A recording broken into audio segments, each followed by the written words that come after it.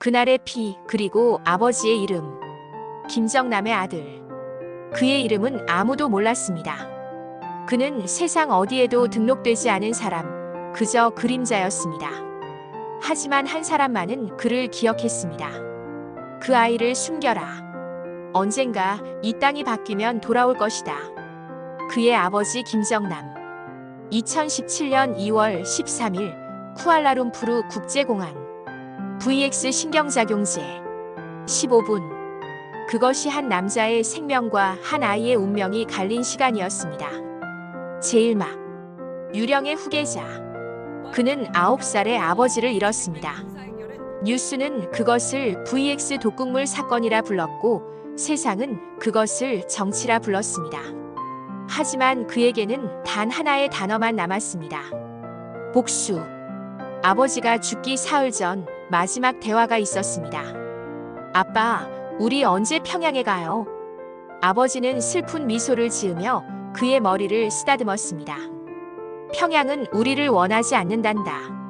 하지만 언젠가 내가 크면 너는 갈 수 있을 거야. 왜요?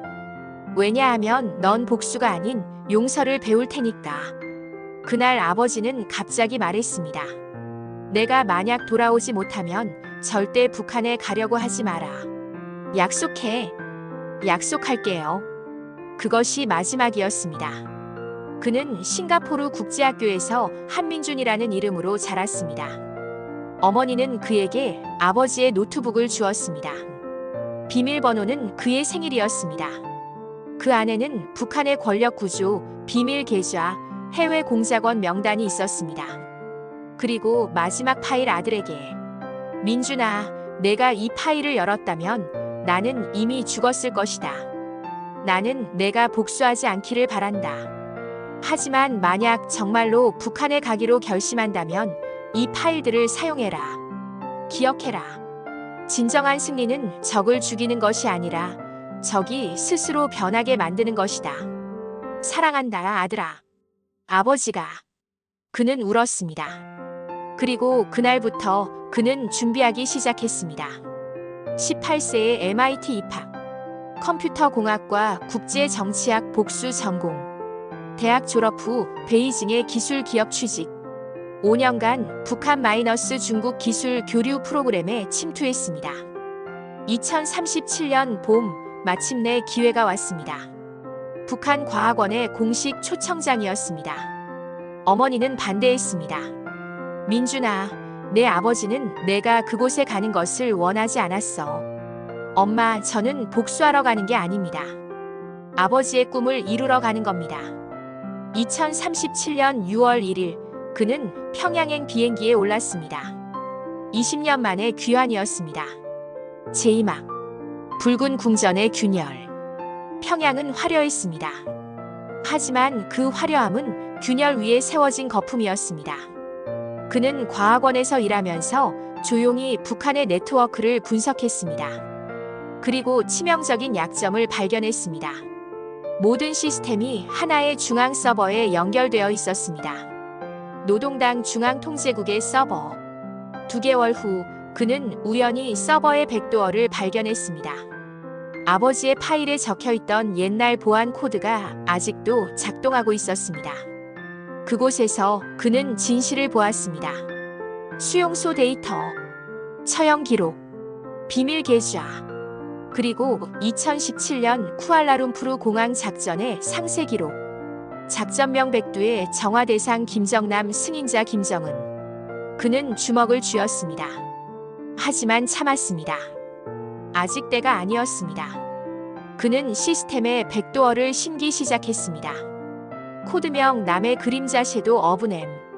어느 날 밤 평양 시내 모든 전광판에 5초간 메시지가 떴습니다. 평양의 왕좌는 무너진다. 며칠 후 북한의 미사일 발사 통제망이 먹통이 됐습니다. 대신 모든 스크린에 그의 메시지가 떴습니다. 나는 그가 죽던 공항에서 태어났다. 나는 김정남의 아들이다. 군부는 패닉에 빠졌습니다. 어느 날 저녁 7시 북한의 모든 TV와 라디오가 동시에 먹통이 되었습니다. 그리고 그의 목소리가 전국에 울려 퍼졌습니다. 친애하는 북한 인민 여러분, 저는 김정남의 아들입니다. 20년 전 제 아버지는 쿠알라룸푸르 공항에서 암살당했습니다. 누가 죽였습니까? 여러분의 지도자입니다. 저는 복수하러 온 것이 아닙니다. 진실을 알리러 왔습니다. 이 땅에 진정한 새벽이 올 것입니다. 전국은 충격에 빠졌습니다. 그날 밤 그는 평양 지하 방공호로 사라졌습니다. 제3막 복수의 밤, 리명호 대주하가 그에게 연락을 해왔습니다. 당신이 한 방송을 들었소. 나를 체포하러 온 겁니까? 아니요. 당신을 돕고 싶소. 당신이 말한 것이 진실이기 때문이요. 우리는 속고 있었소. 리명호의 도움으로 그는 김정은이 숨어있는 비밀 벙커에 침투했습니다. 김정은은 통제실에 혼자 앉아 있었습니다. 드디어 왔구나. 조카. 저는 당신의 조카가 아닙니다. 그는 총을 꺼냈습니다. 아버지의 권총이었습니다. 내 아버지는 당신의 형이었습니다. 하지만 당신은 그를 죽였습니다. 김정은은 웃었습니다. 맞아. 내가 죽였지. 그래서 넌 복수하러 왔나? 아니요. 심판하러 왔습니다. 방아쇠를 당기려는 순간 김정은이 말했습니다. 기다려. 딱 한 가지만 말하게 해줘. 김정은이 고백했습니다. 나도 한때는 평범한 사람이었어.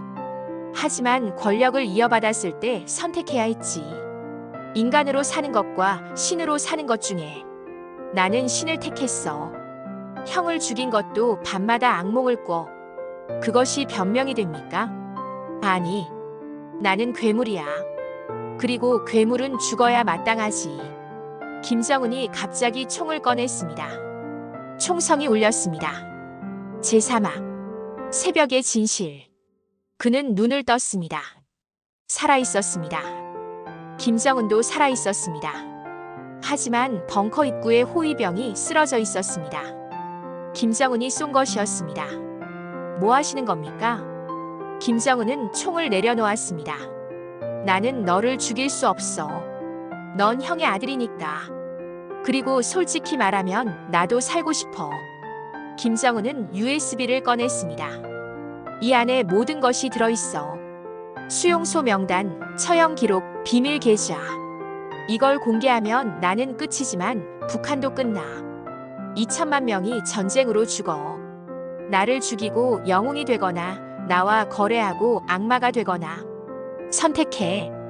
거래란 내가 살아있는 동안 나는 내 말을 들을 거야. 내가 원하는 개혁을 실행할 거야. 대신 너는 그림자로 남아. 그는 오랫동안 고민했습니다. 아버지의 목소리가 떠올랐습니다. 진정한 승리는 적을 죽이는 것이 아니라 적이 스스로 변하게 만드는 것이다. 그는 총을 내려놓았습니다. 좋습니다. 하지만 조건이 있습니다. 정치범 수용소를 3년 내 50% 축소, 식량 배급 2배 증가, 해외여행 제한 완화, 그리고 이 USB의 사본은 제가 보관합니다. 약속을 어기면 즉시 공개합니다. 좋아. 거래 성사다. 다음 날 새벽 김정은이 방송에 등장했습니다. 인민 여러분, 어제 우리는 중대한 사건을 겪었습니다. 한 용감한 인민이 우리의 문제점을 지적했습니다. 나는 겸손하게 인정합니다. 우리는 변해야 합니다. 오늘부터 새로운 개혁이 시작됩니다. 조선의 새로운 새벽이 밝았습니다. 제5막 그림자 정부. 그는 공식적으로 정책 고문이 되었습니다. 낮에는 김정은의 뒤에서 조용히 정책을 조언했습니다. 밤에는 개혁파 관료들을 권력 중심에 배치했습니다. 2년 후 22호 관리소가 폐쇄되었습니다.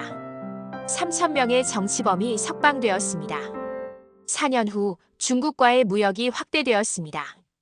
신의주의 경제특구가 설립되었습니다. 식량 배급이 정상화되었습니다. 7년 후 그는 비밀리에 한국 국정원과 접촉했습니다. 북한이 변하고 있습니다. 제재를 완화해 주십시오. 8년 후 남한 대통령이 발표했습니다. 우리는 북한의 변화를 주목하고 있습니다. 정상회담이 재개되었습니다. 10년이 흘렀습니다. 북한은 완전히 달라졌습니다. 정치범 수용소 70% 축소, 식량 정상화, 제한적 인터넷 개방, 사람들이 미소 짓기 시작했습니다. 제육막, 피해 유산. 그는 이제 50살이 되었습니다. 머리는 희끗희끗해졌고 얼굴에는 깊은 주름이 생겼습니다. 15년 후 김정은의 건강이 급격히 악화되었습니다.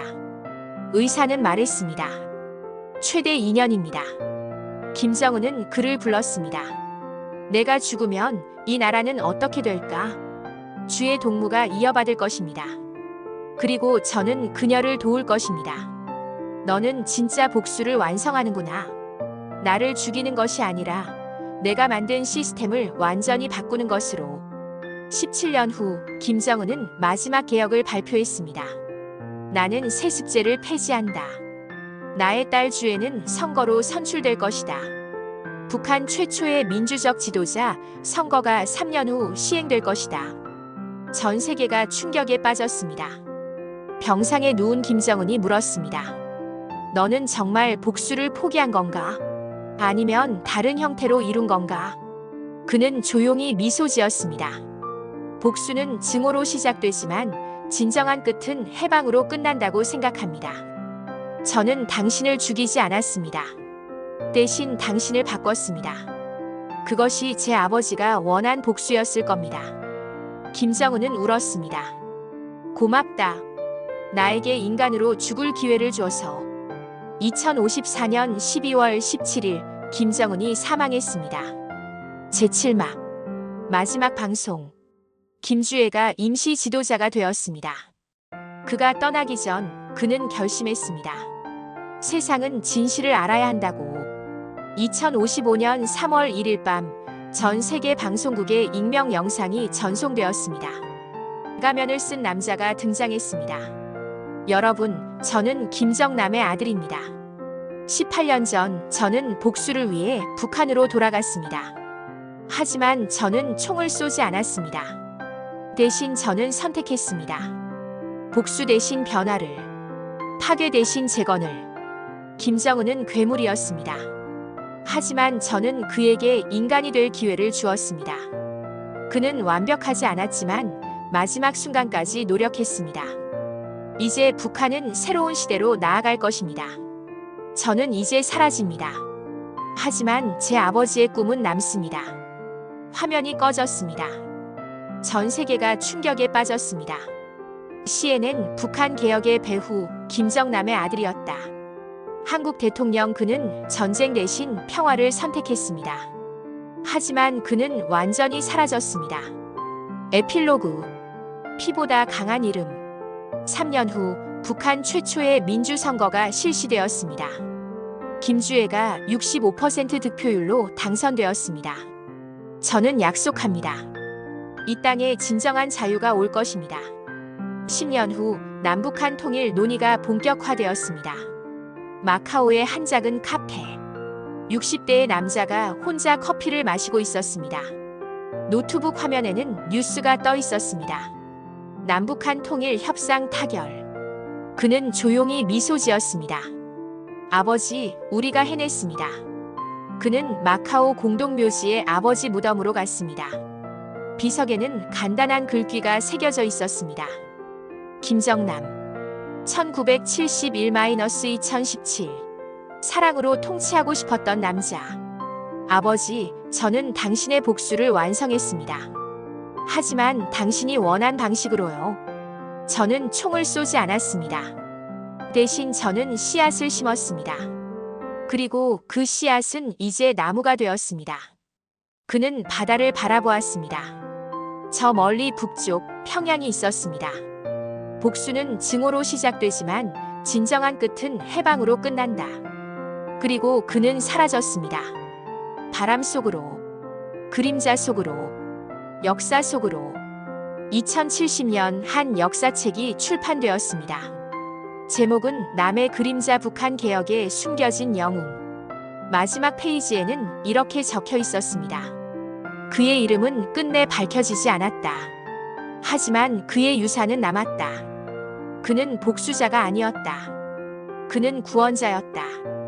피의 왕자가 아닌 정의의 유산자. 그는 영웅이 아니었다. 그는 그저 아버지의 꿈을 이룬 아들이었다. 그리고 그것으로 충분했다. 2075년 남북한은 평화 통일을 이뤘습니다. 통일 한국의 첫 대통령 취임식에서 연설이 있었습니다. 오늘 우리가 여기 서 있을 수 있는 것은 한 사람의 용기 덕분입니다. 그는 복수할 수 있었습니다. 하지만 용서를 선택했습니다. 그는 파괴할 수 있었습니다. 하지만 건설을 선택했습니다. 남의 그림자여, 어디 계시든 감사합니다. 어딘가에서 한 노인이 TV를 보며 조용히 미소 지었습니다. 이것은 복수의 이야기가 아니었다. 이것은 구원의 이야기였다. 복수는 증오로 시작되지만 진정한 끝은 해방으로 끝난다. 그리고 해방은 모두의 것이다. 이것은 단순한 상상이 아닙니다. 이것은 가능성입니다. 진실을 지운 자리에 언젠가 정의가 다시 돌아올 것입니다. 그리고 그 정의는 총이 아니라 인내와 사랑으로 이뤄질 것입니다. 구독과 좋아요, 댓글 부탁합니다.